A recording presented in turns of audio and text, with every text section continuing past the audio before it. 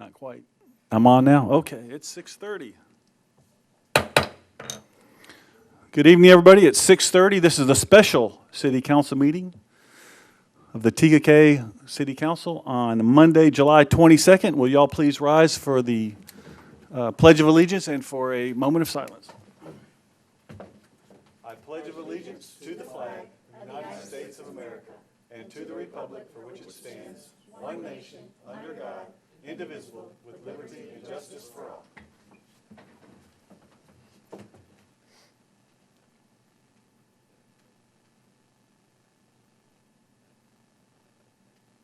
Thank you. You may be seated.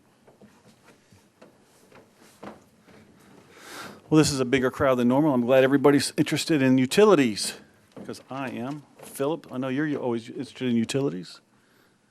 So let's see what we've got to start with. Let's start with new business, which is item number 1A. Charlie? Thank you, Mr. Mayor, members of council. Each year, SCDOT, using gas tax dollars, provides each county in the state with dollars to resurface their own local roads. York County divides the money amongst its districts. The projects that are awarded by York County in TKK for 2019 are half of Seven Coves Drive, Old Cove Lane, and Greenview Court. The city has publicly advertised the bids on the city's website, the Herald newspaper, and on the South Carolina Business Opportunities website, as required by the South Carolina Department of Transportation. We received 4 bids from qualified contractors, and the low bidder, as certified by our engineer, is Blythe Construction in the amount of $268,565.50, and we would ask for council's favorable award at this time.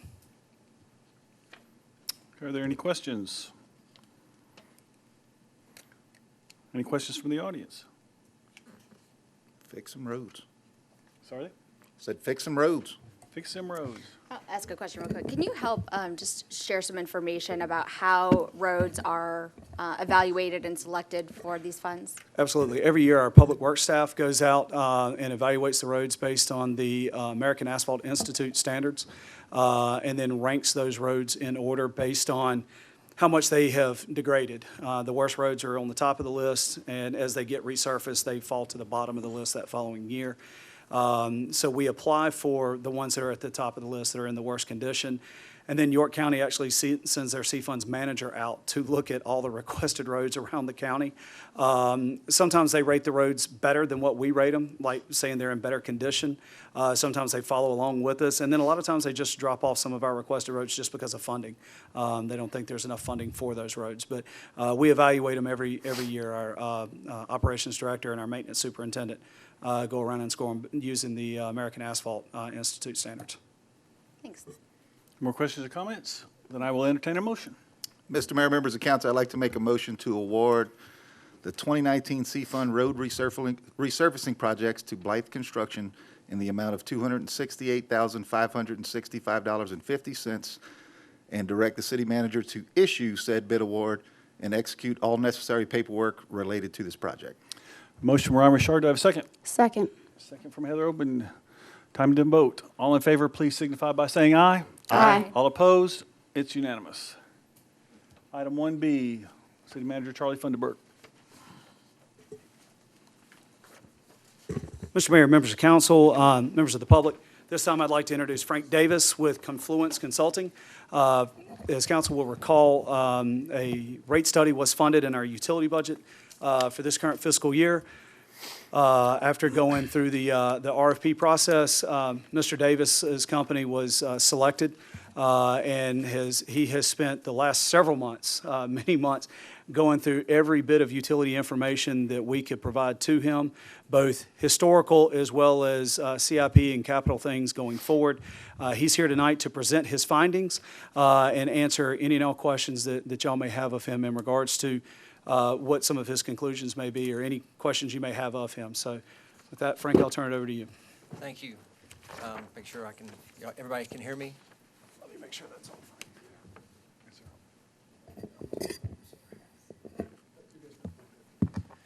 Okay.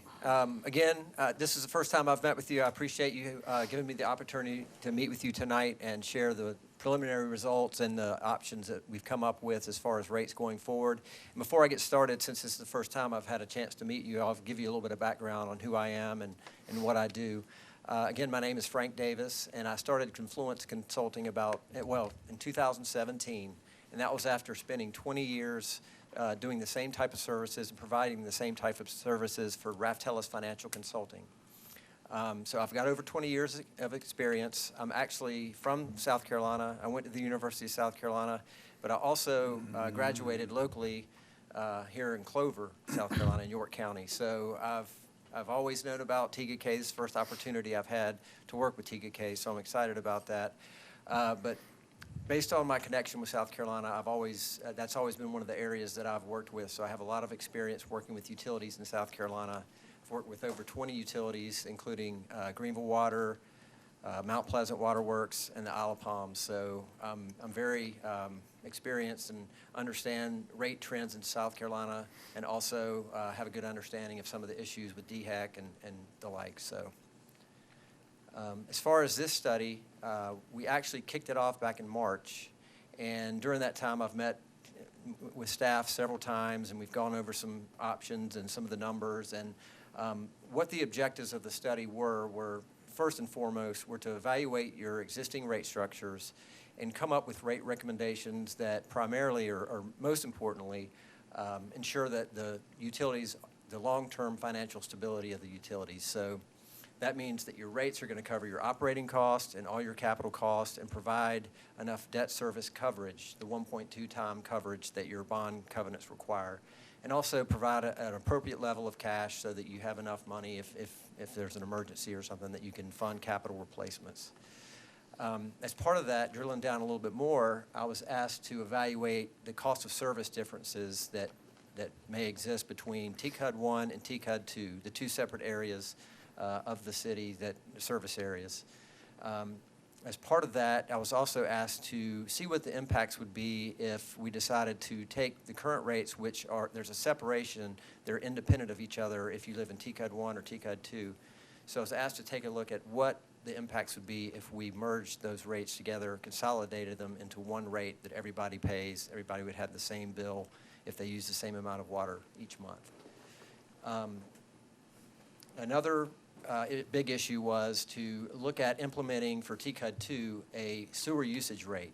Currently, they do have a water usage rate, so if they use a certain amount of usage per 1,000 gallons, they're charged a usage rate. But on the sewer side, all your customers pay $52.95. So those customers that don't use as much are paying the same as those customers that pay quite a bit more. So there was an inequity there. So that was one of the things that we looked at. And then another big objective, as always, is to try to minimize customer impacts as much as possible. Some of the key issues and some of the reasons why we're looking at this, both as differences in cost between TCUD 1 and TCUD 2, is that the city, back in 2014, purchased TCUD 2 from Utilities, Inc., or back in 2014. And since that time, you've maintained the separate rates that they have. TCUD 1 and TCUD 2 had separate rate structures at that time. And since then, any rate adjustments have been made primarily to the usage charges for TCUD 1 and TCUD 2, and they were designed to recover or pass through the cost increases that the city incurred through its wholesale customers, the City of Rock Hill on the sewer side and Fort Mill on the water side. In 2016, some improvements were made which essentially consolidated the water system so that you have a connected water system, and both TCUD 1 and TCUD 2 are unified, and all of your water is purchased from Fort Mill. So in looking at the cost of service, ultimately we see that those costs are really the same regardless of whether you're in TCUD 1 or TCUD 2. On the sewer side, it's a little bit different. They're still primarily independent. The sewer systems are not connected, and on the sewer side, the TCUD 1 customers, all of their wastewater discharge goes to the City of Rock Hill, and y'all pay a wholesale rate for that treatment.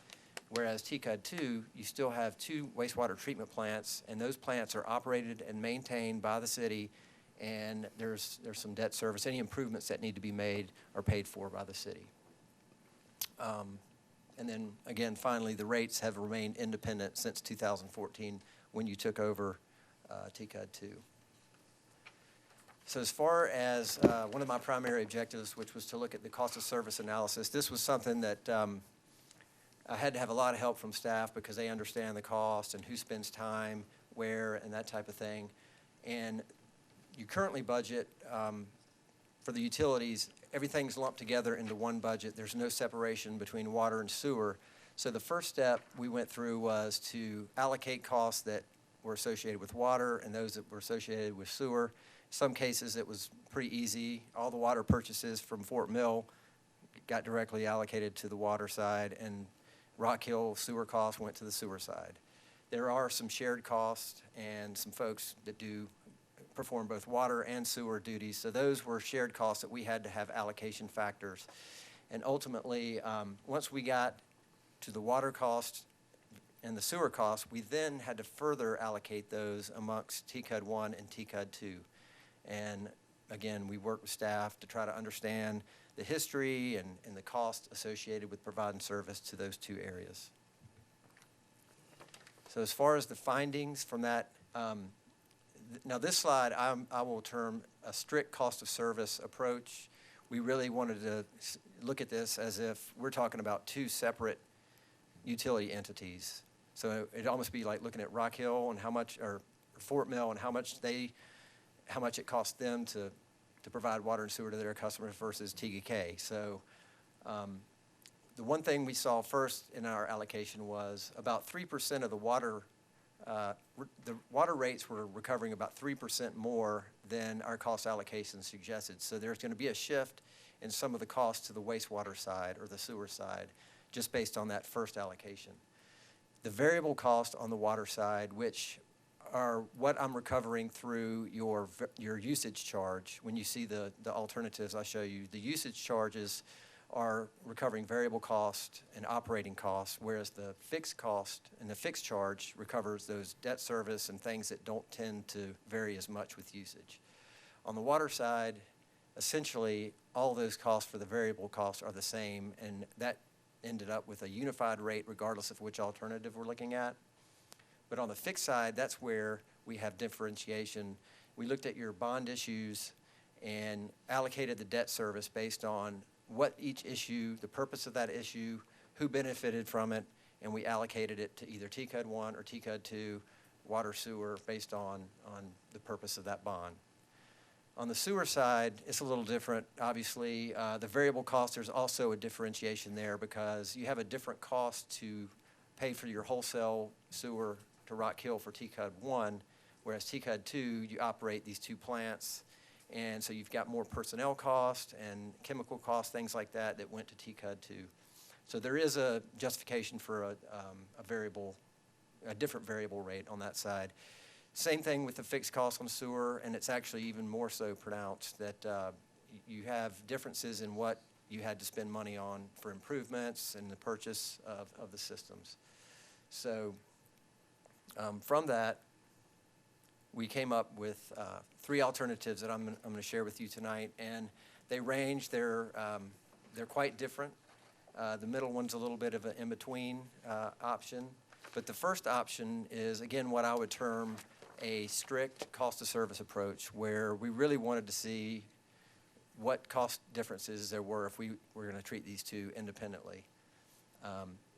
And what we did is all of those debt issues were allocated to either TCUD 1 or TCUD 2 or shared based on what the purpose of that bond was. And again, on the water side, we ended up with a consolidated rate for the usage rate.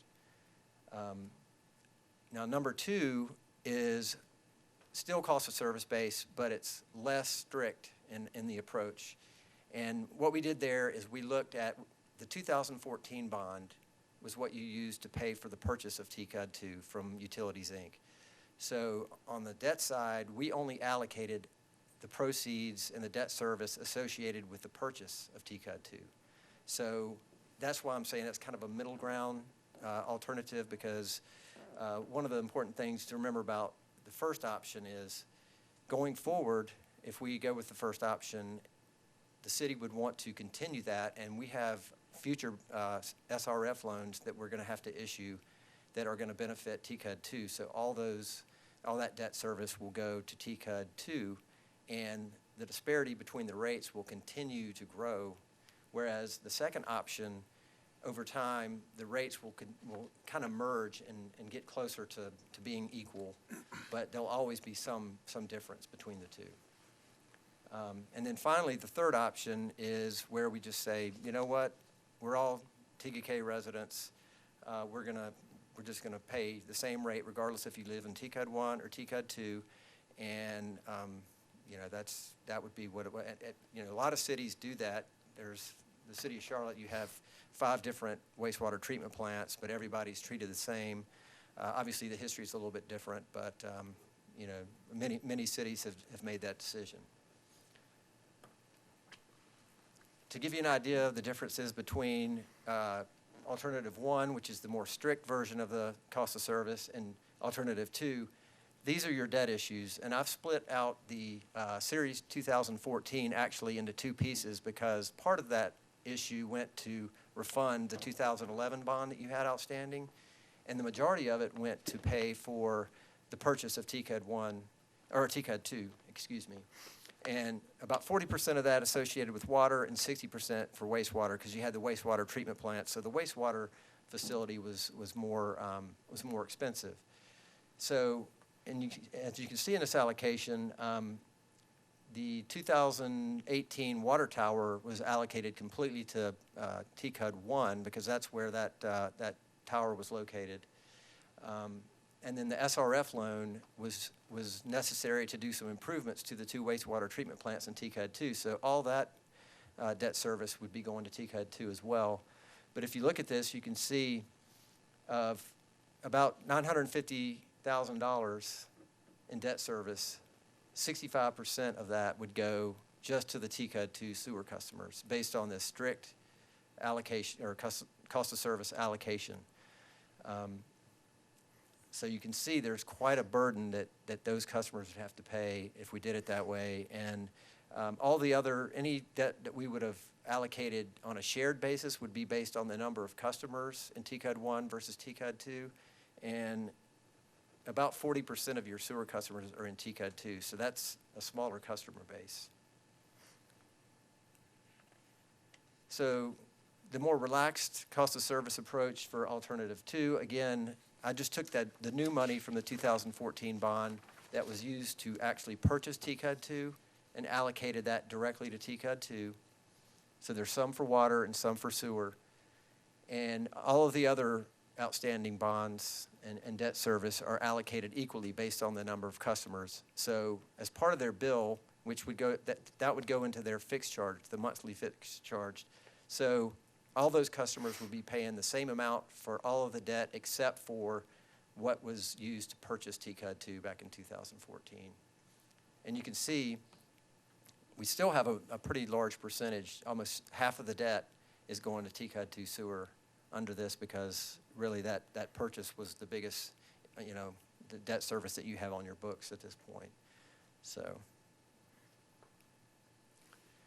now I've been talking about the 3 different options, and after going through the cost of service allocations, we calculated the rates, and again, the variable costs go into that usage rate, and the fixed costs go into the monthly fixed charge. And the one thing you'll see is we've also, and this is your current rate structure now. For TCUD 1, everybody pays $1 or $7.70 regardless of whether they use any water and sewer. The same thing, $7.70 per month, and then there's also that variable charge, and it's actually much lower, or not much lower. I think it's $20, $22 less for TCUD 1, and this is a 6,000 gallon customer. So we wanted to take a look at what we would say a typical customer uses. So we're comparing apples and oranges. So where a TCUD 1 customer currently pays nearly $80, it's $101, almost $102 for the TCUD 2 customer. So that first alternative, which again, this is the strict cost of service approach, and I'm having a hard time seeing this, but the you can see that there's the TCUD 1 water rate doesn't really change, and that customer doesn't have a big impact. I think it's around $1 or so, or less than $1. And the TCUD 2, that hasn't changed much either compared to where they are currently today. And that's because, again, we shifted some of the costs from water to sewer because we saw in that cost of service analysis that sewer was more expensive than the rates currently suggest. Now, on the sewer side, that's where you see the big impact. And in particular, when you look at, there's really not a big impact on the TCUD 1 customer, but all those costs that have been allocated over to the TCUD 2 customer and introducing that new volumetric charge for a 6,000 gallon customer puts them up at, I think it's $80 or $81 for their sewer bill compared to the current $52.95. So there's about a $20 increase, I think, for the TCUD 2 customer when you combine those. Now, the middle of the road or the second cost of service option where we just do it based on the purchase price, you can see that that's going to impact the TCUD 1 customer a little bit more. They're going to actually have to pay more on the sewer side because instead of having all that debt service go just to the TCUD 2, the TCUD 1 customers are picking some of that up as well and looking at it as more, we're going to recognize that we had to pay for the TCUD 2 acquisition, but we're going to treat everything else as being common to all, and everybody benefits from them equally. And so the rate for the TCUD 1 customer goes up slightly compared to alternative 1, and the same for TCUD 2. That their rate and their bill for this 6,000 gallon customer comes down to $120 a month, so versus $129. So you can see we're kind of they're merging closer together, but there's still that differentiation. Now, if you decided to just say, we want to treat everybody the same, and we understand that there were some cost differences, and we had to purchase TCUD 2, but in the long run, this is going to benefit everybody, and we want to treat everybody the same, everybody within the city the same. So we took all the costs together. We made no allocations to TCUD 1 or TCUD 2, and we divided by the number of customers and the amount of flow, and we come up with a shared rate for everyone. And that rate for water is around $42 for that 6,000 gallons, and then for the sewer, it's $57, I believe. So you're talking about just at $100 for a combined bill if you were to combine everybody and treat everybody as one customer or one customer base and not have that segregation between the two. Let me ask you, did you go out to a point where the bonds for TCUD 2 were paid off? I did not go out that far, but I believe that there's another 10 years. And so in this second alternative, once that debt goes off, the 2014, you are going to see them merge together, so they're starting to get closer. There is still a difference in the way we allocated the operating cost because you've got the cost to maintain the wastewater treatment plant versus the cost for Rock Hill, and there's a cost difference there. So there would still be a little bit of a difference, but that second alternative would, over time, start to merge closer together, and we could take it out to the 10-year time frame. When you get out past, 5 years, it's kind of hard because you don't necessarily have a CIP that goes out that far. But I was just wondering if at the time when the bonds are paid off, in effect, TCUD 2 would be making money. I mean, would be returning money back to the city, or in fact, the TCUD 2 rates would be they'd be higher than, once that debt went off. would in fact actually be lowered in that case, which to offset that, and then we'd be actually lower than the TCUD 2 side would be actually lower than the TCUD 1 side. Not necessarily lower than TCUD 1, but I think over time, their rate could potentially come down, and TCUD 1 would be trending up, not necessarily at a rapid pace. It'd be like investing in a business that finally paid off, I guess you would say. What is the more economical avenue, selling wholesale or buying wholesale from Rock Hill, or treating our own as far as for big picture? On the sewer side, Infrastructure, it on is the sewer cheaper, side, yes. if you want. This is something that we actually looked at during the acquisition of TCUD 2. One, we don't have the capacity at the plants to be able to take on the entire system. We even looked at shutting down the treatment plants and sending everything to Rock Hill. It just wasn't economically feasible. You're talking about millions and millions of dollars just to basically reverse TCUD 2 to get it over into TCUD 1. I believe, if I recall correctly, and I don't have the study here with me, but I think we would have to install about 4.5 miles of 12-inch force main to get it to the point where we could dump it into the TCUD 1 system. And it was just going to be astronomically expensive. And at the time, as we were taking over TCUD 2, none of us, myself, prior councils, had any appetite to jack the rates as high as what they would need to be at that time. It's always going to be cheaper to treat your own, make your own water, treat your own sewer. I think that's absolutely a given. But we're bound by DHEC on how much we're allowed to treat out of those two treatment plants. We would have to be able to basically install a whole nother treatment plant under DHEC regulations, even if they would even allow us to be able to do that. So TCUD 2 is here to stay. Yes. Okay. That makes sense. But as to what Dave's saying, once the bonds are paid off, it should be making money. Right. It should be. Yeah, they should start to merge together as far as what the bills would be. Under the first alternative, we would continue to see that disparity grow because we've got some more improvements in the next 2 years. We're going to issue another SRF loan, and that would be, under this first alternative, that would go all to TCUD 2 because that's where the wastewater treatment plants are, so. And Council, if I can, just real quick, while, since Frank has mentioned that, the SRF loan that he's talking about, that will be something that we'll bring to council in 2020 for consideration. If y'all recall, we did a PER, a professional engineering report on our treatment plants.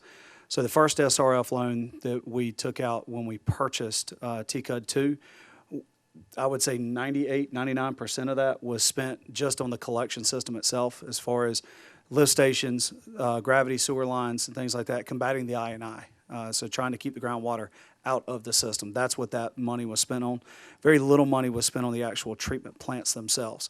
Based on the analysis we got from the PER, we need to spend some significant dollars on the treatment plants just to keep them operational, get them where they are running as efficiently as they can. We've got some issues, Adam, that definitely need to be addressed. So that's what we're going through right now.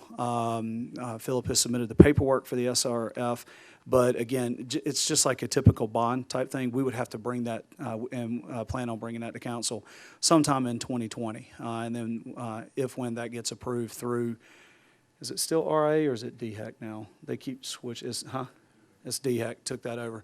Upon DHEC's approval, then we would start going out for construction plans and bidding the work and things like that. Obviously, won't take any of that on, but I don't know that y'all were on council at the time, but just as a reminder, SRF loans, state revolving fund, that's at 2% interest, and you're talking about 25 to 30-year money. Going through your general bonds, you're not getting 25 to 30-year money at 2%. It's a very advantageous loan. That as far number's as our- already assumed in these numbers. That is correct. Out in 2022 is when we're assuming that would Correct. come online. And that's kind of, I'll show you here in a second, there's a kind of a disparity keeps continuing under Frank? that first option. Frank, can I ask you a quick question?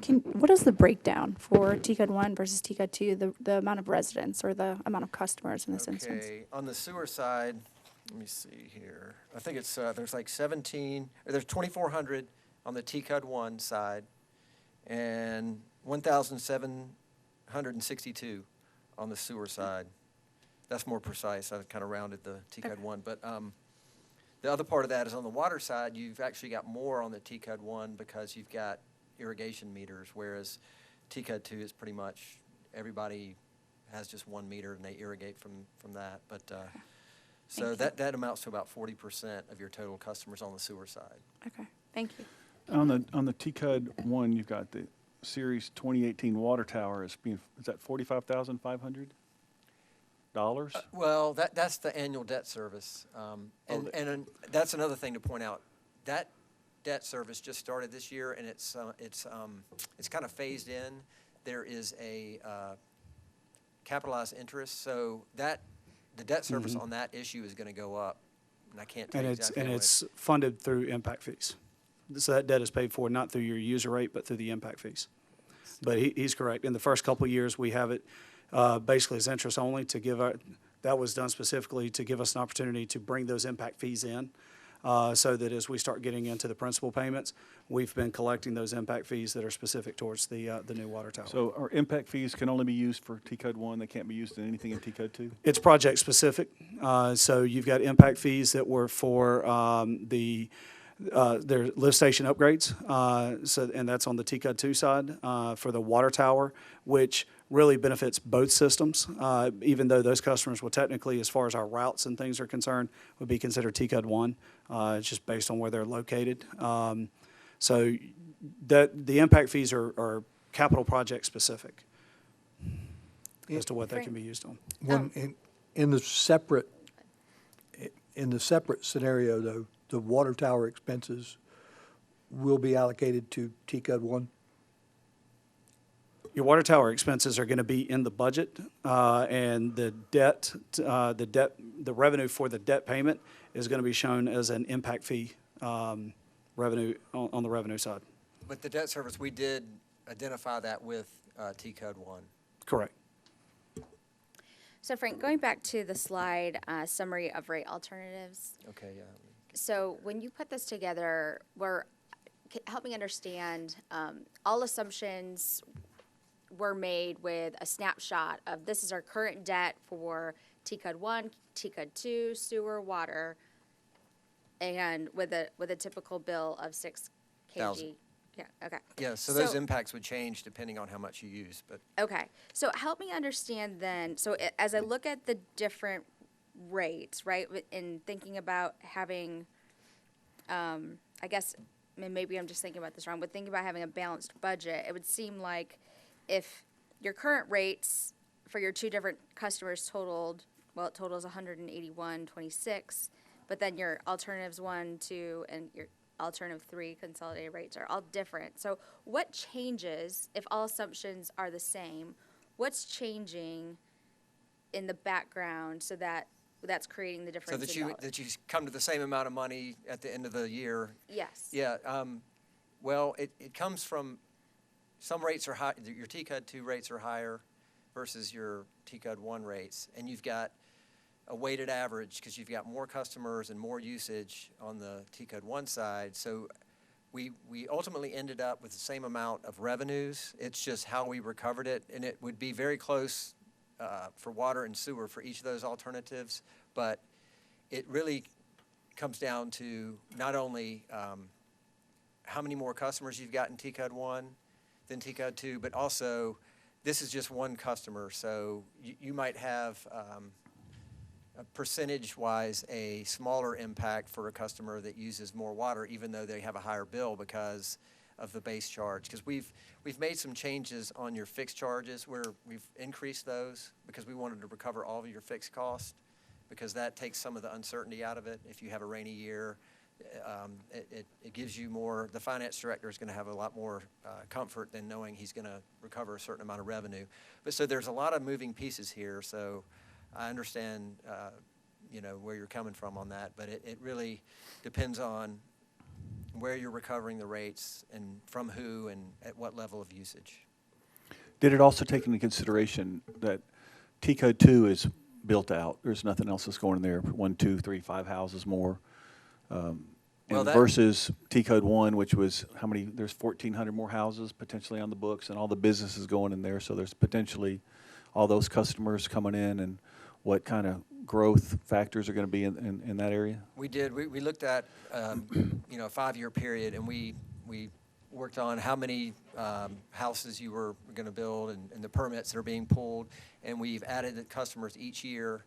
And it is primarily, or it really is only in TCUD 1. only in one, I did assume a few irrigation meters in TCUD 2, because now they're going to start charging sewer. Your sewer is going to be based on partly on how much water you use. So some folks in TCUD 2 might decide to get a irrigation meter, but it was a very small amount. So the growth really is factored in, and it is on the TCUD 1 side. So under that first scenario, the TCUD 2 customer really isn't going to benefit from that growth, because they're going to have a separate rate, and they're going to, as you say, they've got a built-out customer base, and so it's going to be it's going to be tough on them going forward. And as we have historically done with our budgets, as far as projecting number of new users, I think we use an average of, 100 new customers a year over the next several years, went into his process. Yeah, we And- wanted to be conservative too. We didn't want to overshoot growth and, make it look like it was a very rosy outlook. And so we try to be conservative in that. So in addition to the projected growth and the SRF loans for the treatment in 2020, you also included potential rate increases that are planned for Rock Hill specifically? Yes, actually, yeah, but because I think they've given us some projections, and Yeah. we looked at what has happened over time and how much they can increase their rates. So we've done that. We've also assumed some growth in how much you're going to have to purchase from Rock Hill based on the growth here. So all those things were considered, and in a couple slides, I'll show you. I've got a few years of a projection, the next 3 years, to kind of show you how each of these alternatives changes. So you can kind of see where there's some more disparity in option one or alternative one versus the consolidated option. So another thing that kind of gives you some perspective on each of these alternatives is to do a bill comparison with other local communities and some throughout the state of South Carolina. And actually, we've got the city of Charlotte in here. So we wanted to show you where your current rates are in comparison to other local communities and what the alternatives would do. So this first table shows option one or alternative one, which is that strict cost of service alternative. And you can see that the TCUD one, both their current rates and alternative one moving forward, and each of these alternatives includes some cost. You haven't raised your rates in a couple years, so regardless of whether we did it this way, you would need to raise your rates to make sure you could maintain financial stability. But you can see the TCUD one is well below the average, which is right at $100 for the 6,000 gallon user for these communities. There's Chester, Isle of Palms, Mount Pleasant, York County, Clover, Fort Mill. Then you get the TCUD one, and then you have Charlotte and Rock Hill down at the bottom. And they have some advantages being so large. They have economies of scale. And I don't think Rock Hill has so much of a outside city customer base, but Charlotte has a large bit of their customer base which are outside the city, and they charge them a higher rate. So it makes their rates for the inside city customers look lower than they would be otherwise. But you can see there's a big disparity, particularly between alternative one, between TCUD 1 and TCUD 2, which is up there near the top. For the second alternative, you can see TCUD 2 and TCUD 1, the two alternatives are going to swap places. The TCUD 1 moves up over Fort Mill, and TCUD 2 drops down below Isle of Palms as far as the alternative. And then for the consolidated or uniform rate structure where everybody's treated the same, you would fall in right at the middle, right there at the average, around $100. But again, you're going to have some of your customers that are going to have more of an impact than other customers. Whichever option, which one ever you pick, you're going to have that situation. So that's. Does the current, so looking at this TCUD 1, TCUD 2 current, is that our rates today as they are today, or does that also take into consideration the way we charge today in addition to some of those known increases? It's based on your current rate. So on the sewer side, it's at $52.95. So it's what, if you go on your website, it's those rates, and then I just calculated it based on 6,000 gallons. Because what I'm trying to figure out too is if, let's just say the current rate structure stayed the same, but then we added some of the things that the known, increases that we know are coming. Just then update your current rates. Where does it compare with the other alternatives? Right, and I think, it depends on how you would want to do that. If you wanted to kind of continue the way you'd done it before, where you only adjust the volumetric rate, then you'd have a certain impact. But the one thing that I don't like about the way that was done is I don't think that the TCUD 2 sewer rate, that flat rate, has been changed or up. So all these costs that have occurred for capital for the debt service that we have allocated to TCUD 2 under scenario 1, none of that has been captured since we've been only increasing the volumetric charge. So if you wanted to keep the same type of rate structure, I think that there might be a better way to apply the rate increases so that, TCUD 2 sewer customers weren't having any impact. It was all going to the volumetric. Yeah.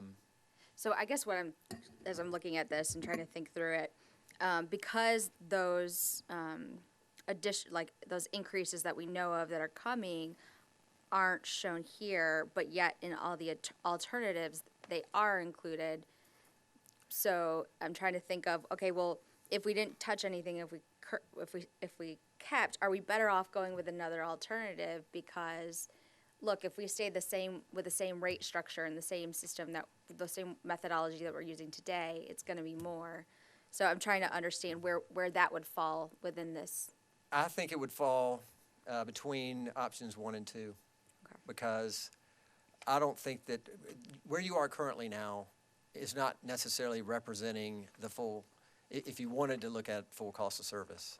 I think it doesn't allocate enough to TCUD 2 under that scenario. So it would be somewhere closer to option 2. The other big thing is, do you want to implement a volumetric charge or usage charge for the TCUD 2 sewer? Because then that has an impact too on, if you look at a 6,000 gallon customer versus somebody that's only here part of the year, if they're not here for 3 months, they're going to be paying, they're now paying $52.75, whereas they'd be paying a much lower bill than somebody that's actually using like 10,000 gallons a month.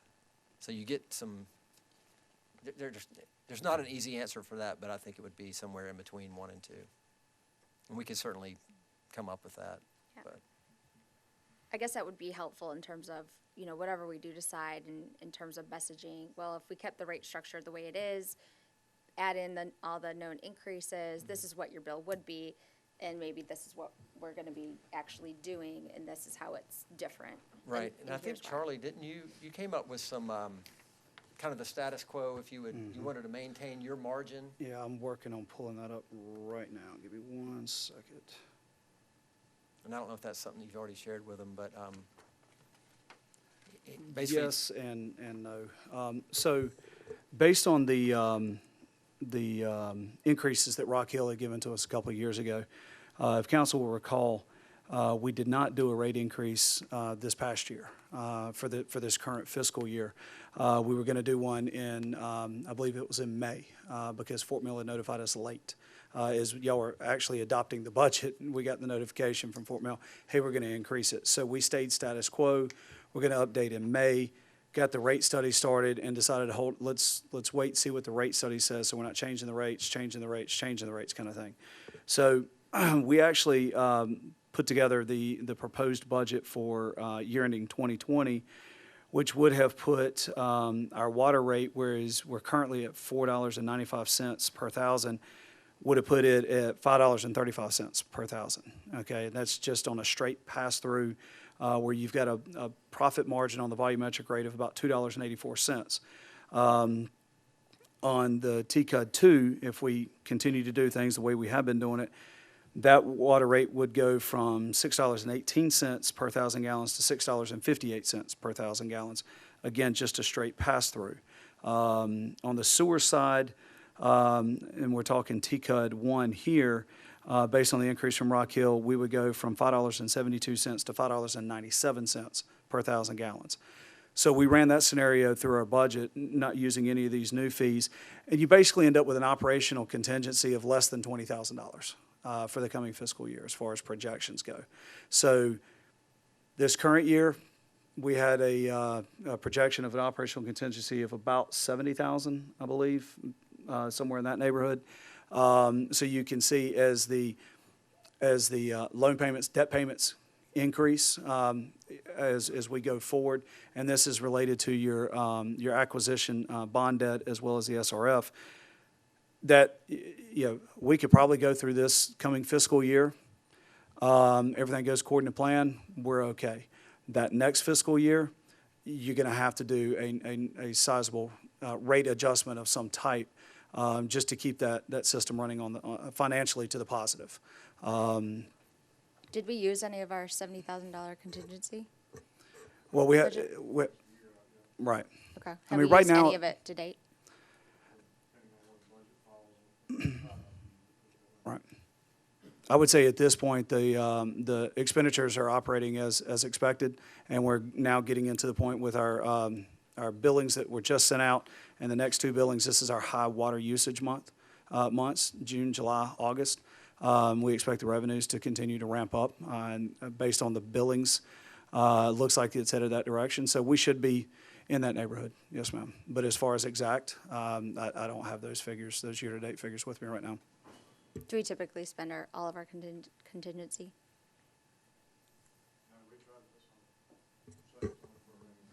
Okay. So does that roll over into the next year in like, It actually transfers into our reserve fund, for our utility reserve fund. and what's the balance of that? I want to say it's about 200,000, is that right? About 225,000 right now.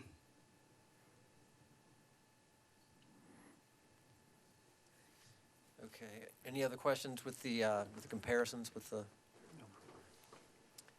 Okay, so these last two slides, they take that 3-year look for each of the alternatives, and I split it up between TCUD 1 and TCUD 2. This first slide is TCUD 1.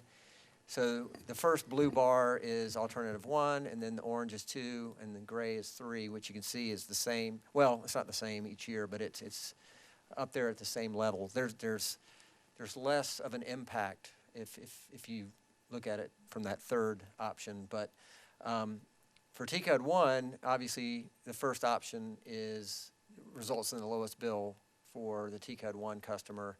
And then the second alternative is the middle bill, and the highest bill is that third consolidated bill, because basically we're going to have to merge the rates, and they're lower than TCUD 2 now.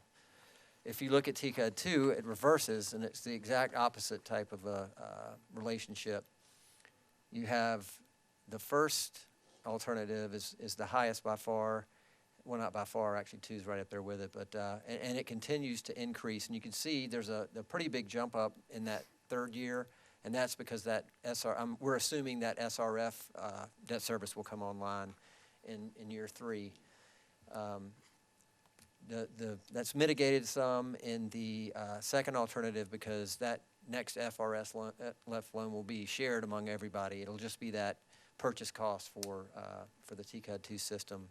And then the last, again, uniform, it's at the same level as what you saw on the previous slide, and it's the lowest for TCUD 2 because they would benefit from the merge of the rates.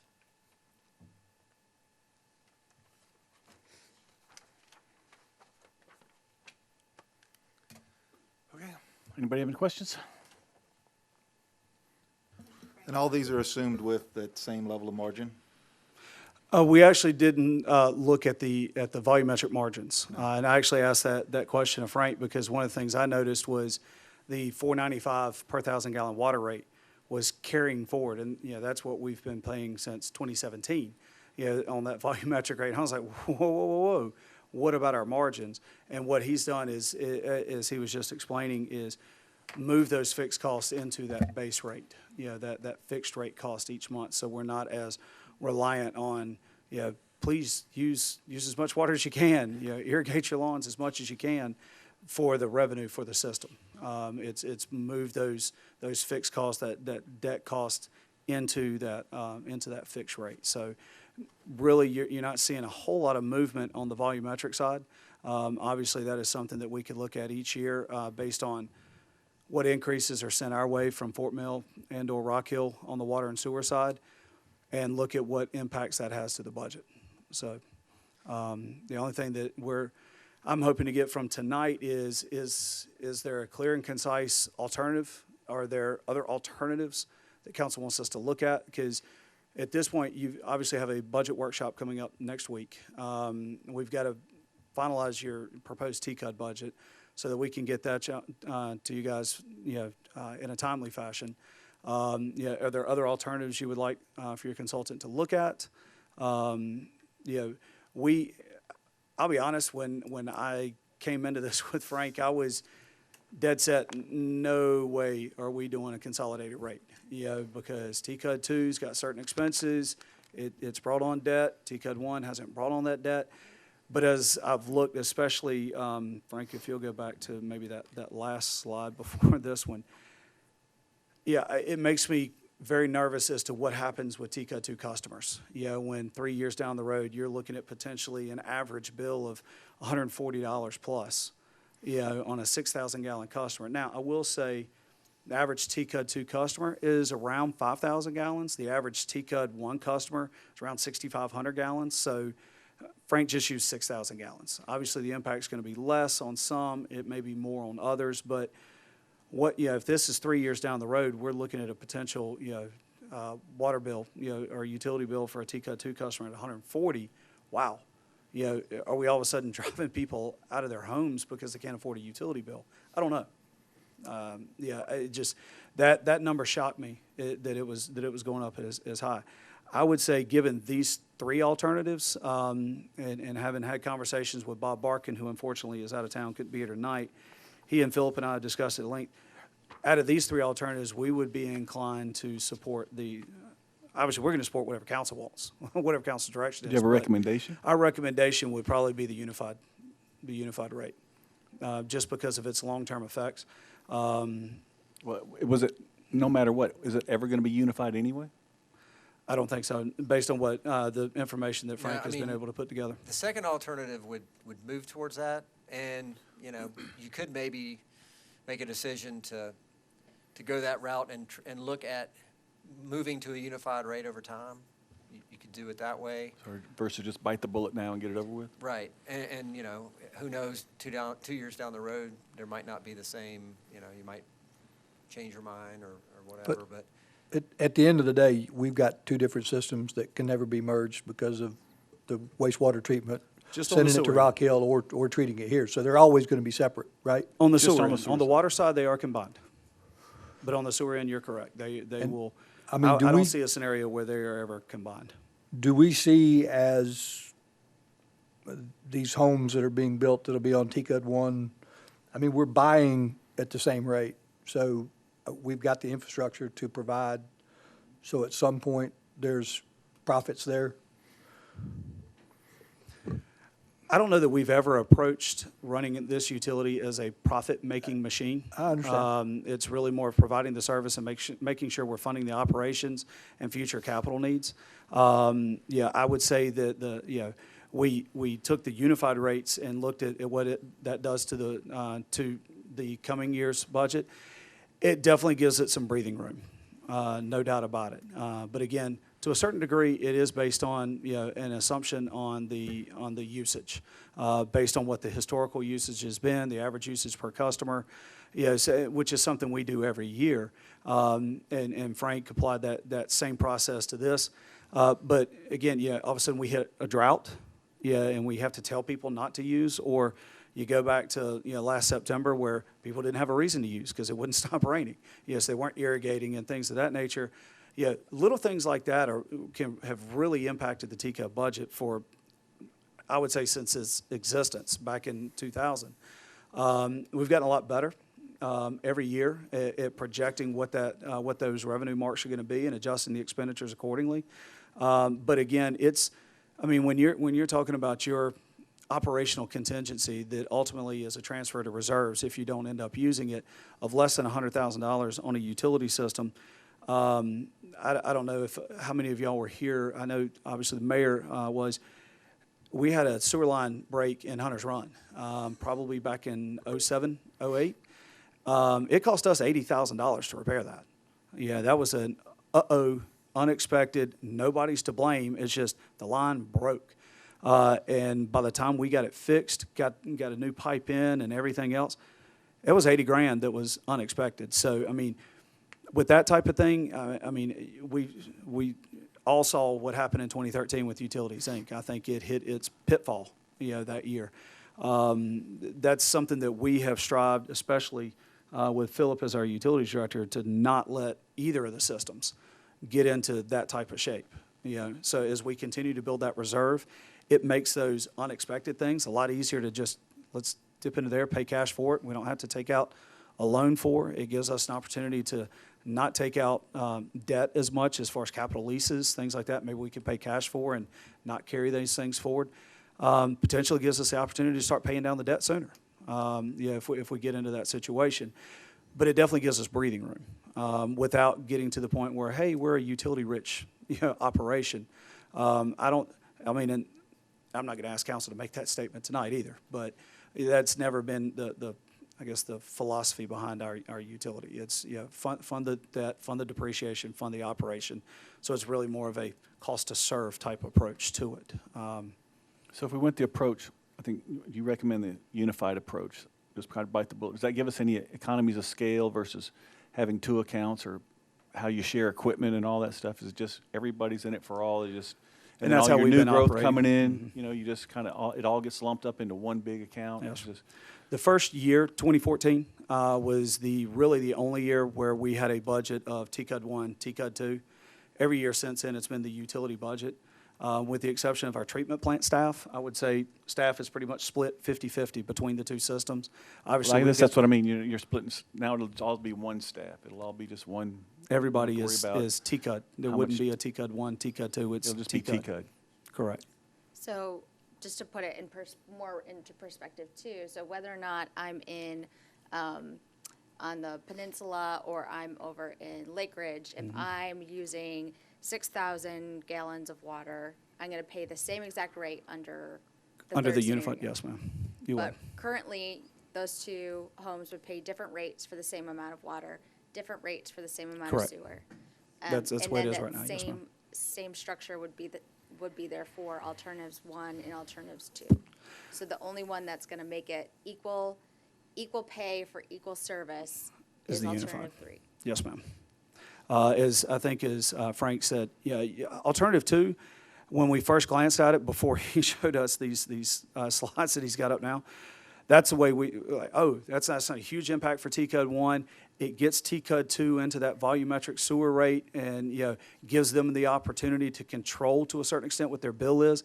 But then as we looked at, especially this chart that this graph that he's got up now, that alternatives 2 still climbs exponentially on the TCUD 2 side.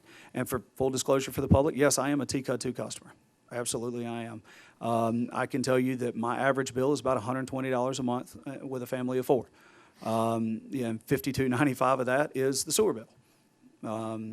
For whatever that's worth. Just in full disclosure, I don't think any of these alternatives come without somebody, one group of our citizenry getting upset.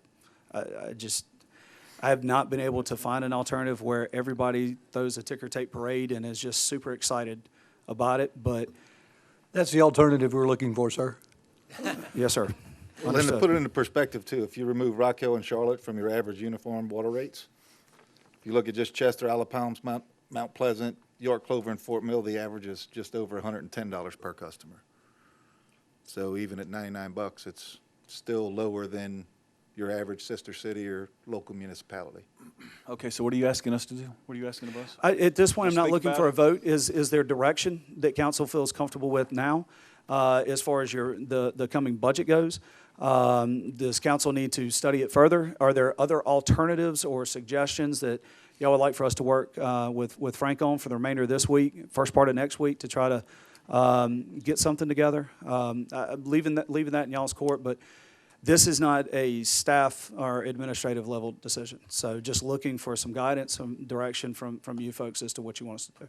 When, real quick, when you were looking at usage, was there a big disparity in terms of certain types of customers would be, like commercial customers would be using a significant amount more?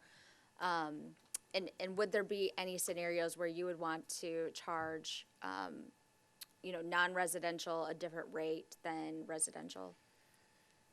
I don't think for a community like this, I mean, you're predominantly residential, and you do have, I mean, I would say in your customer base, it would be a restaurant would be the highest use, and, I mean, you've got some really complicated rate structures out there where you might charge a restaurant on the wastewater side for the loadings that, for grease and for different types of loading that's beyond domestic level.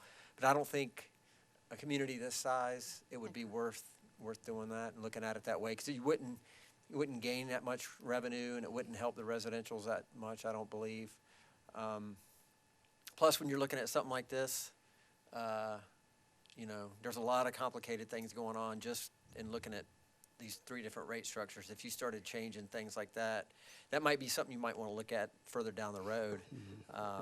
You know, do you want to have an increasing block rate structure to try and encourage efficient water use? Right. But then it might affect your Yeah. your revenues, because if folks really start cutting back on water, which is the goal, it could affect your revenue. So you got to be careful with that. But Okay. So would this encourage conservation then? There's a I think plus. it could, Yeah, to there's a certain plus. extent, without it really crippling Don't the run those budget. sprinklers in. for Most TCO certainly, I too, mean, it would, it- because you're introducing now a usage rate on the sewer side. So instead of knowing that they're going to pay 52.70, 95 regardless, they're going to have an incentive to cut back more so than they do now. And this will So also. that's the downside for instance, of TCO two merging is now they've got to pay that side that they didn't have to pay before. And Got that will it. help with some of our residents. That'll help us get, If you're hold out on of- just a if second. you're We'll get out to of- you. If you're out of the country, let's say for a couple months, you were still having to pay that $52 Right. sewer bill every month, even though you never used one drop of. Okay, so there's another plus. If you're out of town, you're not automatically billed the $52. That would be You can correct. You actually would just come have the down base some. rate. Or if you're Of a part-time resident or a a, retired couple That's your- versus a and this is family just of one of 8. your summer homes or something. Right. Which we hear a lot from seniors. Yeah, we do hear a lot of that. Yeah. So How come I they're- have to pay $50-something every month and I'm not here for 4 months? Right. And so in Yeah, that case, it a would come house or down to two what's may the only be minimum of using T-code one. 180, 190 gallons of water, Yeah. whereas a family of 5 is probably Alright, I using got it. 250, 260 gallons, and that's a per day type average. Mm-hmm. So yeah, I mean, I think your empty nesters, folks like that, they're probably going especially on the T-code 2 side, they're probably going to see a lesser bill than what they're paying right now, significantly lesser than what's being projected here, no doubt about it. But it definitely gives every customer the opportunity to a certain extent control their bill through water conservation without crippling the budget, because we've been able to move those fixed costs into the fixed debt cost into the rate structure as our base rate. Okay, any other questions for us, the audience? They got any questions? Anybody? Okay. Okay, ma'am, you want to? We can't hear you. Come on, up, all the way up, all the way up. All the way, up, all the way. Tell me your name and your address, and then tell me your I'm question. Darlene Easter. I live on, You can move it down. There you I go. live we on got you. Bora Bora Drive. Now you can ask. We've one. been here over 40 years. You must have moved here when you were 6. We got very concerned about this. We did not even realize that we were paying a different rate than our new friends who live in Lakeshore. And all I want to say is, I agree with, I do live in the old section, but I think it should be fair. That's the bottom line. All right. I think it's a city. It's all one city, and it should be fair. It should be the same rate for everyone. All right. And Thank you. That's what we think. Thank you very Even much. if ours goes up, I think it should be fair. All right. Thank you very much. Anybody else in the audience want to talk about water utility rates? Come on, I know you're dying to ask a question. This is fun stuff. Okay, here's my man, Walt. Come on, Walt. Walt Krasinski, 943 Knob Creek Lane. 2014, TCUD helped pay for TCUD 2. TCUD Now- help pay for, Pardon me? TCUD help pay for TCUD too. Well, TCUD 1 customers with the city, The bond paid for. well, the bond, Okay. But go ahead, I don't mean to interrupt your question. okay. So TCUD 1 customers are paying a, let's say, lower rate right now than TCUD 2. So we're going to hurt people that are on a limited budget to go to help pay for people in TCUD 2 to reduce their rate. I don't think that's fair either. Okay, thank you. So as we spoke, TCUD 1 customers' rates will go up a little bit. Isn't that correct? Or they can manage their That would be water correct. bills. And I don't know if I misunderstood Walt, but just as a point of clarification, the TCUD 1 rates when we purchased TCUD 2 were not changed. Yeah, that's due what I was to trying the- to correct Due to the mine. bond, the bonds that were taken out. in the TCOD SRF 2 loans. paid for TCOD 2. That is correct. Up to this point, that is how it has been done, yes, sir. But yes, a consolidated rate, what we just said, not everybody will be happy. That's correct. Are there any other, yes, sir, come on up, state your name, address, and then your question. I'm Michael Easter. I live on Bora Bora Drive. I have a question. Was anyone aware when the former council bought the TK, what is now TK2 or whatever, the old section, why they elected to keep the high water rates of the utility they bought it from? Does anyone even know why they didn't? To service the consider- debt. With the bond debt, we are required to have what is called a debt service coverage that is 120% of what the debt is. That's required by the bond holders. So we, at that time, as we analyzed it, the only way we could ensure that we would do that would be to keep the rates that Utilities Inc. had been charging the exact same, including the volumetric sewer rate, which we actually, at that time, increased by $3. It went from $49.95 per month to $52.95 per month. Hasn't been touched since 2014, but it was basically to make sure that we could cover, make the debt service coverage that we were required to by the bondholders, so that we didn't have to face the penalties, or them calling the bonds early, which obviously we could not afford to have them call $6.2 million early. We needed to take that through. So after a lot of financial analysis from our financial advisors, that was the option that was chosen to take. But it was strictly related to the debt payments that were coming online and making sure we cover the debt service coverage ratio. Yeah, the expectation was that when the city purchased that utility, our water bills would eventually go down because we were paying the highest water rates in the state. And they continue to be sky high. Any other questions about water utilities? Going once, going twice? All right, any other questions? Come on up. Is this about water utility rates? Yes. Okay, state your name, address, and your question. I'm Teresa Spalding. I live on 143 Amber Woods Drive, and I believe I'm in the newer part? Yes, ma'am. Okay. Did we buy a system that was broken down to begin with for over 20 years, that I've lived there? You talking about the TCUD 1 system? No, Or the the water TCUD system in general. The The water system and the services that were provided 20 years ago with the, I can't remember the name of the company. Utilities Inc.? Excuse me? You talking about the Utilities Inc., Yes. TKK Water Service? Okay. Yes. They were always at fault. Mm-hmm. But we never took them to court. We never charged them anything for their services City that are didn't have the not. authority to. I'm sorry? The city didn't have the authority to because they're controlled by SCDHEC and the Public Service Commission of the state. They were not, the city had no control over the private utility system. We could not find them, okay? We had no control over them. They report only to SCDHEC and the Public Service Commission for the state. See, I don't know much about all of this, but all I know is that our water system has been broken for a long time. And that's even before I moved into TGK. In the old part of TGK, the water system has been terrible. So we're paying for something in hikes constantly. You say we haven't had an increase, but we have to pay sewer more taking out than bringing in to our homes. We pay more going out. Why isn't it the same rate coming in and going out? And now we're going to pay more water increases. You're talking about on the volumetric rate for your water and sewer? Yes. It's based on what we're charged for water and what Rock Hill charges us for sewer. So it's based on the actual cost incurred is why you have a water rate and you have a sewer rate. It's much more expensive to treat sewer than it is to do the water. Okay, and then we also got our recycling charge on our water bill $14.80.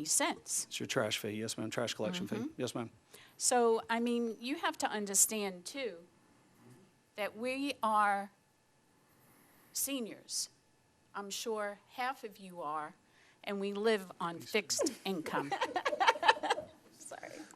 But I agree with you. To talk a bit about, your statement on it being a terrible system, if we talk about the number of sewage spill overflows from the time before the city purchased that system for $6.2 million, from that time till now, if you compare the same 5-year period, it's what, maybe 20%? We've Not had a even. couple. Not I even. would say Nothing. we've had maybe a couple, and that was due to line blockage. And then It hasn't been due to the But prior rainfall. to the city owning that property, that utility, I mean, you saw it in the news. It was always in the lake, always no swim zones. Gus had one right by his old house in the cove. Correct. Same here. So just the point is that with the acquisition and the purchase of that system, the city did good things to ensure that the money you're spending every month that we all spend as citizens is going towards something positive, and that has happened. I'm not saying it didn't, but I'm just saying I think residents should know if y'all are gonna increase again, we should have a vote against it or for it. That's all I have to say. Thank you. Well, we try to keep everything as low as possible because we also live here. I don't like spending money on anything myself. I truly don't. I'm the cheapest guy in this room. Trust me, Dave's cheap. Believe me, I am. But it's expensive to live in the greatest city in South Carolina. It's every time we get a bill, I'm amazed how much things cost. So if I can get somebody to work for us for free, man, I would call them right now. But every time we say we want somebody to come mow our grass, build our building, roof our houses, they always want to be paid. And by God, I don't know how to get around that. And so when you can tell me how that gets done, I would love to do it. That policeman back there, he wants to be paid. Our firemen, they want to be paid. Those big trucks that they come and put out fires in the houses, those things are way expensive. And I don't know how to get around that sometimes. I mean, when we get the bill every year, I'm amazed how much things cost. And that all adds up. And then we got to figure out up here how to pay for it. And I always hear people say, well, get a grant. The government will give you money. I keep waiting for that big government tree to bear the fruit, and it just doesn't. So we got to find out where to find that money. And I don't know, where does it come from? And if you guys ever have any great ideas, please run for city council. Run for the planning commission, run for everything, and tell us all your great ideas. Or don't tell us, do them. Come up here and do them. Sit up here and make these fun decisions, because there's a lot of things that we would all rather be doing right now than talking about poop. And how to pay for it and how to get it from point A to point B. I know Philip loves it. He loves this stuff. But this is the kind of stuff that we volunteer. We're neighbors. We're citizens of TK just like you guys are. And we decided to do our volunteer time doing this. And we don't have any specific education on how to run a sewer system. But we got to take all the information that the city gives us and they lay it out. And then we got to make the best decision we can. But we appreciate your input. But it's just not just a magic wand that says, look at this big pot of money we found. But sometimes we got to figure out how to pay for it. At the end of the year, sometimes it means we have to figure out how to raise more money. I hate it. I hate paying more money just like everybody else up here does. But so be it. Are there any other questions from anybody? Are there any other questions? Just for me. Anybody else? What would you like next steps to be? Please step up and tell us your name. And we're not to the general public comments. We're still talking this about issue. utilities. Okay. Yep, still talking about utilities. Haven't Okay. gone to this Do one we yet. know what we want to do yet? Do we need more time to think about it, or you want to make a decision tonight, or? Well, Do we have a tonight's just direction? Direction. So we'll give the manager, so tonight we'll give the city manager direction so that they can build the next year's budget. And so they'll build it, Two directions? they'll build it based on All right. what we tell them tonight. And then you can always talk about that during the budget process as well, if you want to provide input. Phil, what works again. best for you? Is there anything that works best for you? Gotta go to the microphone. Come on, Phil, get up there. We know go ahead and tell us who you are and who you work for, and you're director of what? Sludge. Philip Jolly, Utilities Director for the City of TKK. I've worked for 2 other utilities prior to coming here. This is the first unique situation I've been in to where we did split rates. Prior to coming to TKK, I was in the City of Charlotte, worked for Charlotte Water. I look at this as the way Charlotte looked at their utility. I was a manager over one of those zones, over 4 zones that they have split the whole county. When things needed to happen, upgrades, water lines, sewer plant, whatever the case may be, they didn't individualize it out. They spread that across the customer base. I believe my personal and professional opinion would be to go with the consolidated rates. But there's going to be people in TKK that don't like that, Phil. I understand that. Unfortunately, nothing's getting cheaper in this day and age. It's not cheaper. Is there anything we can do to make everybody in TKK happy? I wish there was. Everybody has to have rainbows coming out their ears, and there's nothing we can do to make everybody happy. Unfortunately, no. Well, we get put in that position again, my friends. We always get put in that position. Not everybody's going to be happy. So, Ryan, you take the heat this time. I'm easy. I defer to the people that we pay to run the city. And with your wisdom and experience being in the utility business for as long as you have, and, you know, the city manager doing what he does for the city, it's, if that's the direction you guys feel, for me personally, whether or not everybody's going to be happy about it or not, you know, that's something that has been talked about for years now, as far as for the same rate across the board. And so if there's a way we can make that happen and be unified under one umbrella, I'm all for it. Alicia? I wish that the system, when we purchased it back in 2014, would have been unified then. I think it's hard when we break it out and we try to put it back together. We're one city. You know, you don't pay more for, just because you're using fire, some of these services more than your neighbor is, right? So I think it should be unified. I still don't understand some of the ways that the numbers were calculated, so I want to get with you so I can get more educated on that. But in terms of a philosophical way of setting the rates, I think being fair to everyone is really the route we should go. Gus? It's not an easy call. It's real simple. We got 1,700 users that have been paying a higher fee to try and make up for the broken down water system that we purchased, but we had to because of what was going on for years and years and years. And, you know, we were a laughing stock. I got so tired of hearing, you know, when I go to work, people talking about living in Tika poop. It was awful. I think we're one city, and I agree with unified rates. Unfortunately, there's 2,200 users on TCUD 1 that probably aren't going to agree with that decision. But we were all elected. As David said, we didn't become idiots the day we got elected. I agree with Ryan. You guys are the experts. That's what you're paid to do. And if y'all feel like that's the best way to go, TKK is one city. Let's have one rate. Okay, Heather? I think we've come leaps and bounds in the last several years to where water was, and I attribute that to the people that we have in place now and the expertise that you have and the knowledge that you have to make sure that our citizens, our residents are getting the best water that they can get. I like your report that you put out every year so that we know that we are getting quality water. As we move forward, I would agree that we are one city, and I am on TCODE 1. I would feel the effects of this, I understand, as will all of my neighbors. But I would agree with a unified rate as well. All right, well, I guess that's your decision. I mean, that's tough. I really feel for it. I really hate that, but okay. And going back to something Ms. Ash just was asking with our consultant, Frank, he's going to put together some summaries on the models. He's got spreadsheet after spreadsheet after spreadsheet over the next couple days, just to show you how he worked into those things. As soon as he gets that a little bit more summarized, make it a little easier to follow, we'll make sure to get that to y'all. That way you got. Well, thank you, sir, for your time. We appreciate it. To ask questions. Okay, now we will go to public comments where you can bring up anything you like, ma'am. Oh,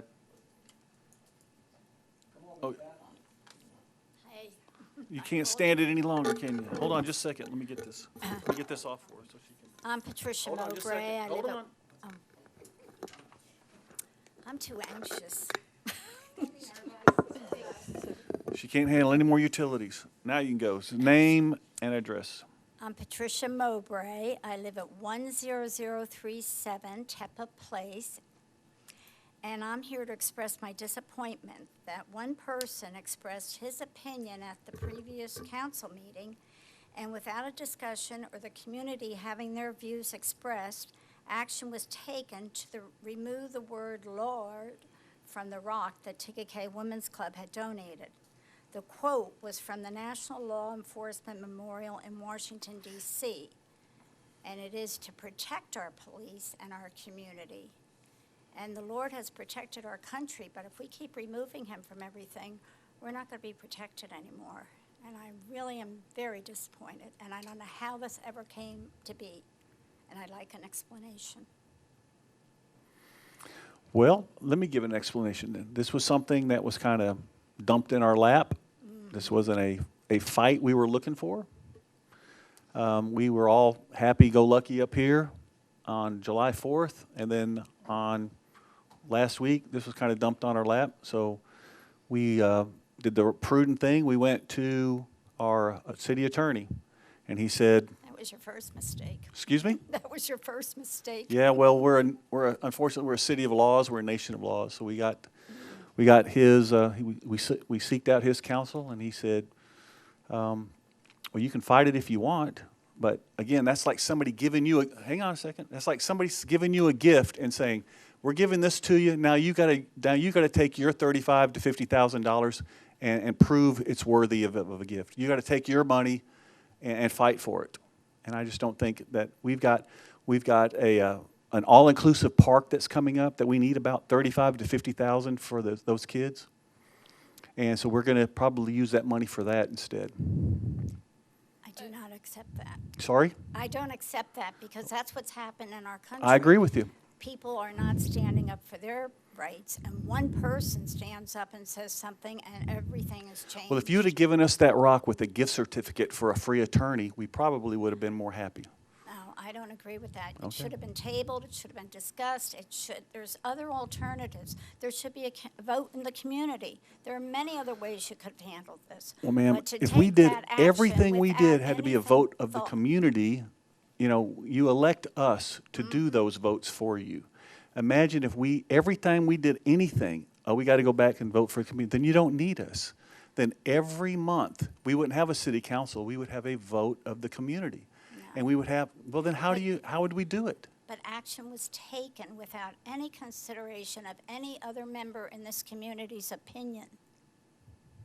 That's what you elect us to do. Well, I'm here to tell you I'm very disappointed I hear you. and shocked. I got it. We get it. We are very disappointed ourselves. This was, like I said, this was something we weren't looking to get into. Well, you opened a can of worms, you let it happen, and now you're going to have a lot of problems. All right, thank you very much. Your time's up. And my name is Teresa Spalding. I live on 143 Amber Woods Drive, and I live right on the corner of the TKK Police Department. And I am a member of the TKK Women's Club who raised money, funds. We did fundraisers, donations to provide a protective, God-giving shield for our service police officers who we love and respect. And that's why that rock was put there.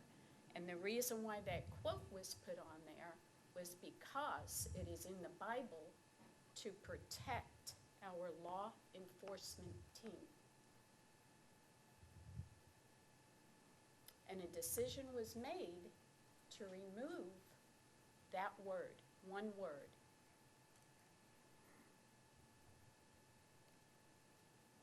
That's completely, we don't understand why.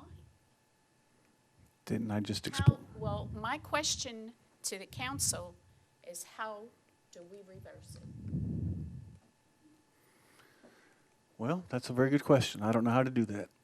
I mean, when you've got, I guess you've got so much court opinion that says you can't have such verbiage on government property. But if the quote came from the Bible and it was from Washington, D.C., how can you remove such a word? Ma'am, they're removing monuments all over the country. Whether I disagree with it or not, it's Okay. not my call. That's why we But pay. if somebody doesn't stand up against it, then what? Well, who's going to stand up? Do you want us to stand up against it? I want the people who I voted for to stand up against And how it. much would you like us to spend to do that? Whatever we need to do. That's why I'm asking you, what do Okay. I need to do? You're one person. And that one person that was here got his way. Now, I want to reverse that.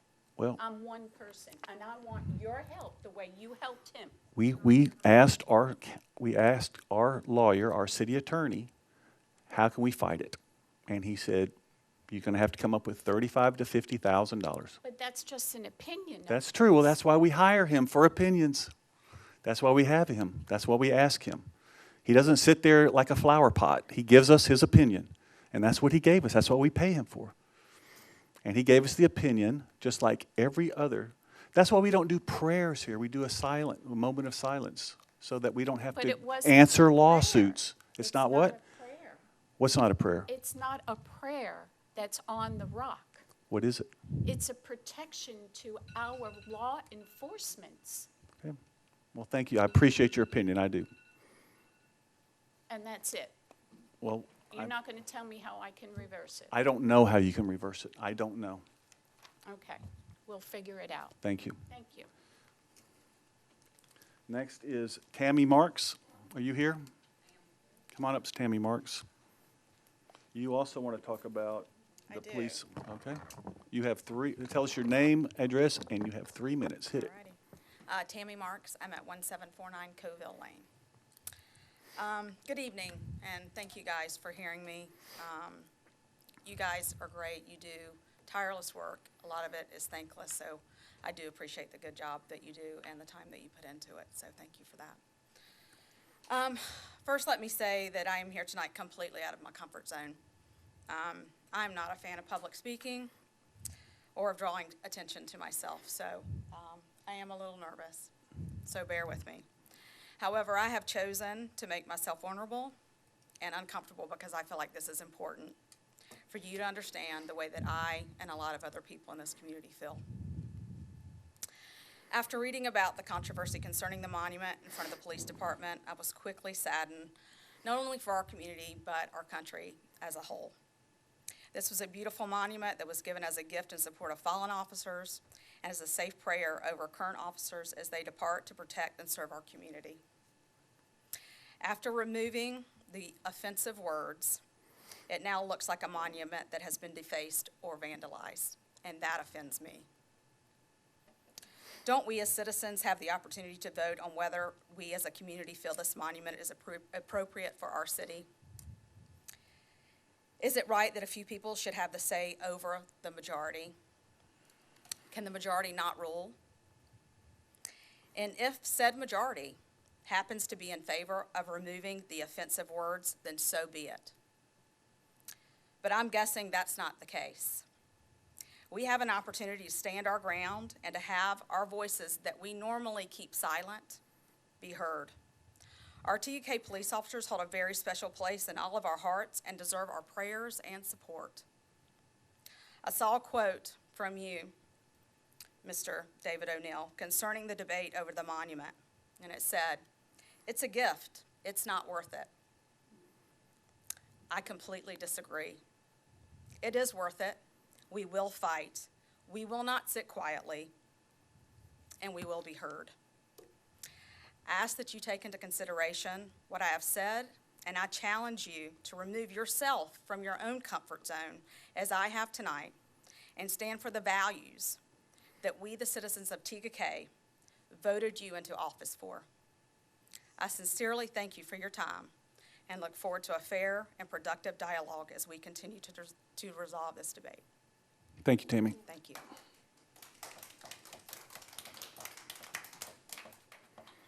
I appreciate the comments. You want another comment? Yes, come on up. Name, address, And your question. Angie Wood, 11175 Water Trace Drive. I know you said you met with the attorney, and he recommended to not fight it based on the fees. Were you presented with a lawsuit? No, Then why did we make a decision so quickly? by the recommendation of our attorney. Again, I can't stand for that answer either. Okay. At least wait till there's a lawsuit, and then fight your fight, or make your decision. It would have given people time to voice their opinion. And you could hear that more than just one person wanted something changed. Okay. Many more people wanted it to stay as it is. Thank you. So maybe we should fire our attorney. Anything else? All right. No other comments? Come on up.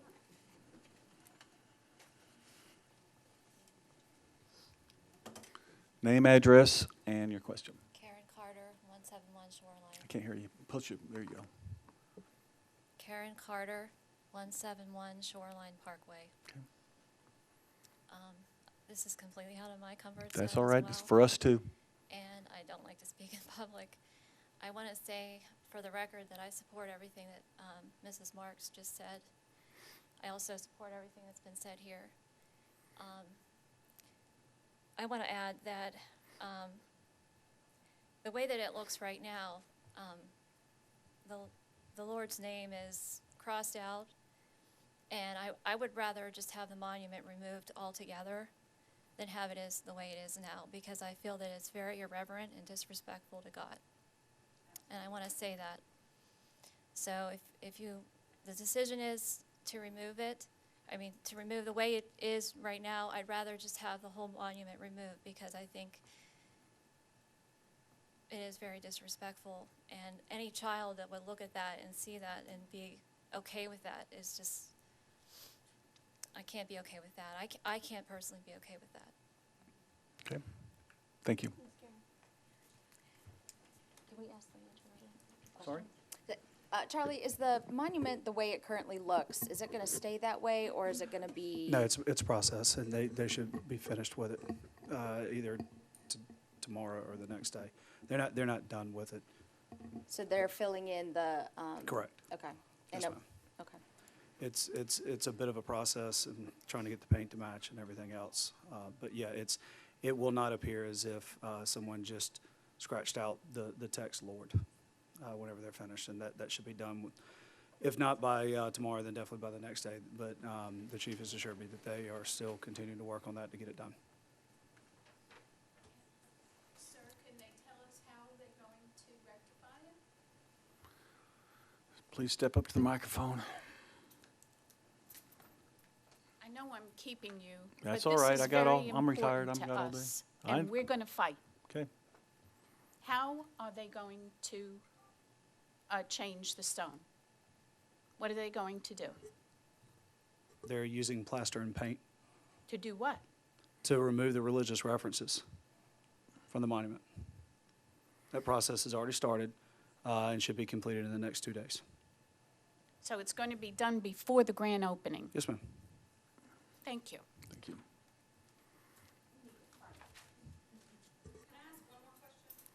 Come on up. You're next. Please wait till you get to the, please wait till you get to them.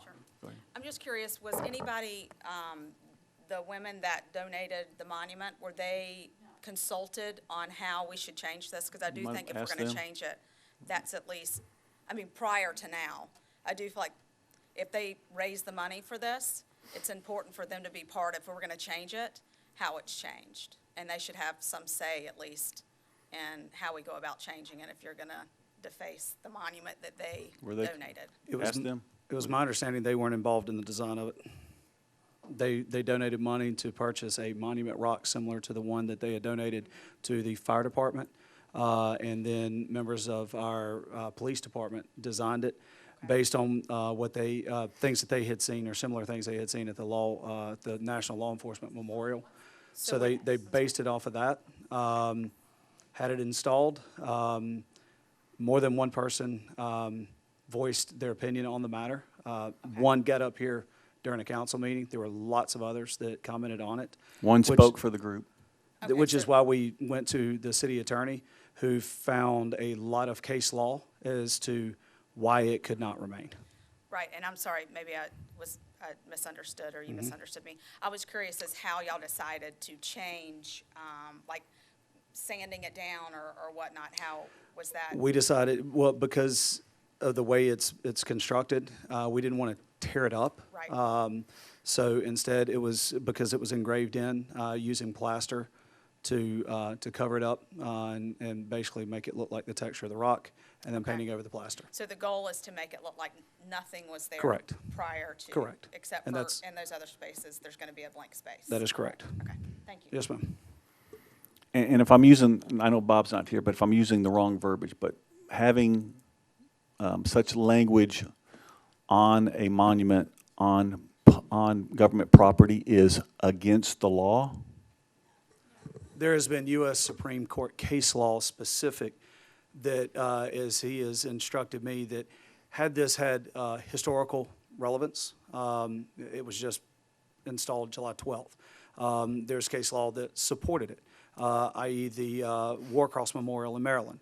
Had been there since the early 40s as a tribute to World War I veterans. Yeah, when asked the question about the law enforcement memorial in D.C., nobody's challenged it yet at this point. You know, there's monuments all over the country that are like this, some that have been challenged, and it's had to been, and Supreme Court in case law has been held up. You cannot favor any religion over another as a public government entity. And this falls into that category, according to legal opinions. Therefore, we move forward with it. I'm sure there are lots of people that disagree with the legal opinions, but I don't have any paperwork from any type of court of any jurisdiction that says otherwise. Go ahead. Yep. So I actually drove around today to the fire departments, the 1 and 2 fire departments, and I looked, they all have signs as well with a rock, similar, but they have a different prayer on the back of those two. It's the same prayer on both fire departments, and it has a reference to God, and it has God on the inscription. It's inscribed in marble. And on the TC1 fire department, it looked like someone had tried to take a black marker or pen and kind of darken the word God, because it was darker than all the other words on the plaque. And but on the other one, there was no difference between the word God and any other words, even though they were the same exact prayer. And I wanted to know why this couldn't be changed to God instead of Lord. I don't understand if one, I mean, I heard that if one couldn't stand and the other one couldn't stand either. It's being removed at Station 1. We are not removing it at Station 2 because Station 2 is on private property. The city does not own that property. Okay, The but what about our TCVFD owns currency it. that says, "In God we trust"? That's, And what about our Pledge of Allegiance that says, "One nation under God," like we said this evening? agree with you 100%. I mean, how can that be illegal? I don't know. I hate it too. I don't think it is illegal. Ma'am, I have to represent everybody. I hate it too. I would love to fight it. I just don't think we have the time or the money to do it. But we weren't even sued. It's not one man. It's coming. Believe me, it's coming. It was coming. They threatened to sue it. I believe them. Our attorney, who we pay good money, he's a good attorney, said, get it over with now. And so we did. Should we take a vote and fire him? I mean, I don't know what to tell you. I hate it too. Well, I do. Every attorney has opinions. He does. And And not all win and not why all didn't we lose. why didn't you at least pay to get a second opinion? I mean, why didn't you at least pay to get a second opinion? Why are you taking one attorney's opinion over everybody? I guess everything we do up here could be second guessed, but that's just the course that we took. 3 days before that, we were all very happy, and everybody in TK was happy-go-lucky, and then boom, this boulder fell on our lap, and we just thought, here's a problem we didn't come up with. But our U.S. military has chaplains. I mean, where does this end? Non-denominational chaplains, I Yeah. know, I So know. what's wrong with the word God? There's nothing wrong with the word God. There's not a thing wrong with the word God or Lord or the Bible. And I'm not a Supreme Court justice. It wasn't meant for a religious symbol. Ma'am, you've got to state your name and address for the record, please. Teresa Spalding, 143 Amber Woods Drive. It was meant for the saying to protect our people who protect us. Yep. That's why that was on there. Yep. Not for anything else. I agree. No religion. It was because of the protection. Protecting the people who protect us. That's all it was. And then you come along and you just erase it. That's like telling these guys we don't care about them. They know we care about them. We tell them every day. Of course they know, because we gave them that. We showed them. And now y'all want to take it away. That's terrible. Just terrible. I'm so upset. All right. And with that, let's move on to item 3, council comments. Does anybody have any comments? I'll say, guys, I spent all day reading the Constitution and nowhere in it could I find any reference to separation of church and state. It's implied.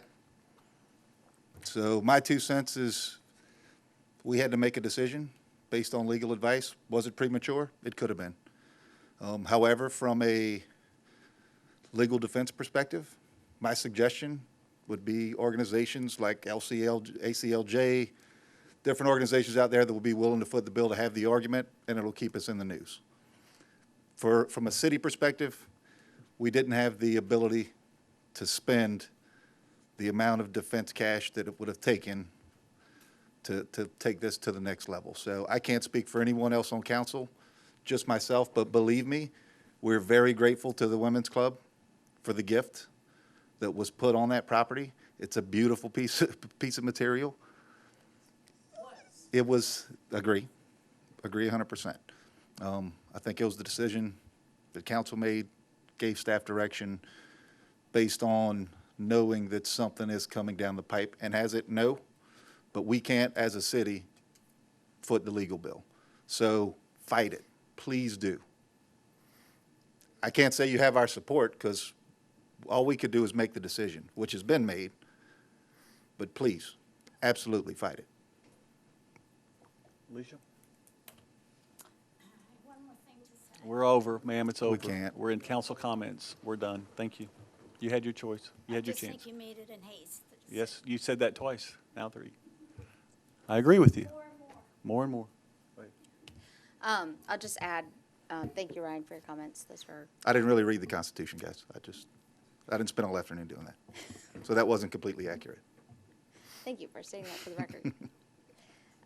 Thank you all for coming out and sharing your thoughts on it. I know that none of us took the decision or the direction lightly, and I still don't, and it's challenging. And I'm sad that our city has been put in this situation to have to deal with this. And I don't think it's fair. I think it's dividing, and it saddens me as well. So I appreciate you coming and being so passionate and sharing your thoughts, and I would encourage you to continue to share your thoughts and opinions, and as much as we can within the rights and rules and regulations that govern us. I mean, we'll do what we can, but thank you. Gus? I'm just going to speak for me. I am just as angry and disgusted as all of you are, and agree with about 99% of what you say. I'll answer a few questions on behalf of what we were told. I think it's a sad commentary that the verbiage on that monument and the fact that there was a notation of a Bible verse on the front in front of our new police station had to be removed. But I will also say that we were all elected for various reasons, and one of those is to look after the best interests of the city. And when the city attorney tells us that, and the number I heard was a judgment of a nearby city of $75,000 over prayer before a council meeting. Attorney fees that we have no insurance for that we have to recoup. I can't justify voting to spend city funds that we don't have on a lawsuit that, while the cause is noble and worthy, that we were told we don't have a chance of winning. I can't vote for that. The reason that there was not a wait to see, because that comment came up too, let's see if we get sued. What if we get sued and someone says that they were harmed by that verse? And hey, this is the world we live in. I'm not an attorney, but we could lose a judgment and attorney fees without ever going to court. We don't have that money. The city of TK does not have that money. And I hate for it to come down to that fact, but at the end of the day, that's what it came down to. I'm just as angry as you are. I'm up here shaking right now, and I don't mind speaking in public. But it is what it is. It's the world we live in. It wasn't one person. It's not one person that came and spoke. It wasn't one threat. It was a lot more than that. But there's people out there that would follow through on that threat, and we'd lose. And I don't want to lose. Thank you guys for coming. I appreciate your opinions. Heather? I want to thank our police officers. What they do every day to protect this city and this community is noble and worthy, and I'm so eternally grateful for the work that they do. I respect them. I know them. I know the men and women that work in that building. I know their families. I know what's in their hearts. I want to thank the Women's Club. I think you gave a beautiful gift, and I think that all this controversy was not what you intended, and I'm sorry that this is the situation that we are in right now. This is the world that we live in, and it's getting more difficult every single day. And I was elected to represent the people of this community, and I realized that this is not the popular thing to do. This was not the popular decision to make. We made it based on a legal decision, and while it is what it is, I personally, as a Christian, I know what I believe in my faith, and while I understand the intent of the rock, I don't need something on a rock to know what I believe. I want to make sure that this community is a welcoming community, and so I'm going to walk the walk and talk the talk, and as a Christian, I will say that I'm sad that this has divided this community because I know we are better than that. This community is about the people and the people that live here, and it's amazing what we can do together. And what I will say is that my faith has taught me tolerance, and it has taught me to treat people how they want to be treated, and it has taught me to have grace. And so I'm going to do that. And while this decision was not easy, it seems like none of our decisions these days are very easy. It was a decision that we had to make based on the information that we had at the time. And I apologize to those of you if it was offensive. That's it. So it wasn't just one person. It was one person maybe representing a group, but I got several emails, and when I got them Thursday or Friday, whenever it was, I said, come on and speak to the city council, and he waited. I said, well, I needed time to speak with our attorney, which is why we have an attorney, so he can give us legal advice. And, my first inclination was to dig in my heels. I want to fight it. I want to fight it tooth and nail. But that's just me. It's not my money. It's your money. And it's easy to say, go ahead and spend the money. But I can't spend your money on a case that we can't win. And our attorney said, you can't win. And he had all kinds of casework that said you can't win and how much it costs to fight a case like this when we've got other things. And we get nickel and dime from people all the time. Why did you spend X amount of dollars on this when you could have done this? And so we lose $75,000, and you people are upset over a $12 or $14 trash fee. Man, you give us grief about $12, $14 trash fee, If I spend $75,000 on a suit that we lost, you're going to really cremate me, okay? So, I mean, it's everybody up here. It's not just my decision. There's 5 equal people. I'm the mayor, so I have to speak kind of for all of us at times, but I ask them all the time, you know, what do we do? And I went in there to dig my heels, and by the time I left there, I was just like everybody else. Okay, we can't win. And our attorney said, you're wasting your time, you're wasting your money. And I hated it just like everybody else did. And I hated it last week, and I hate it just as much today. But you girls, ladies, if you can do anything you can to change it, please do. Please do everything you can to do it. And when you run out of money and everything else, please keep going. Do everything you can. Find free attorneys pro bono that work the same as they do. Because Dan Dunn and his TK Democrats, that's who started all this.